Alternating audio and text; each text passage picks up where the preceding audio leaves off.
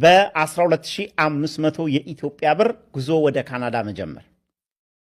ወደ ካናዳ ለመግባት ደግሞ 260,000 የኢትዮጵያ ብር።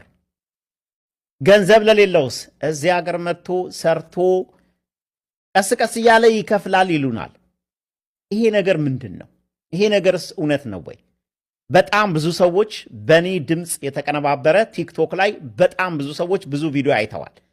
ወደ ካናዳ እንዴት መምጣት ይቻላል ብዬ የዛሬ 8 እና 7 ዓመት ያሳየውትን ድምፄን ወስደው በዛ ድምፅ እያቀነባበሩ በዚህ ስልክ ቁጥር ታገኙናላችሁ እያሉ በጣም ብዙ ሰዎችን በኔ ድምፅ ያገኟቸው ሰዎች አሉ።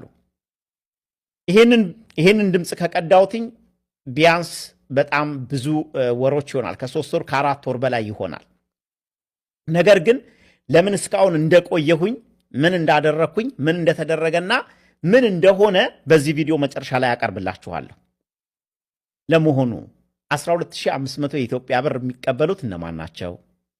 በ260,000 ብር በመጨረሻም ወደ ካናዳ የሚልኩትስ እነማን ናቸው? እውነት ነው ወይስ? ይሄንን ነገር አሳያችኋለሁ።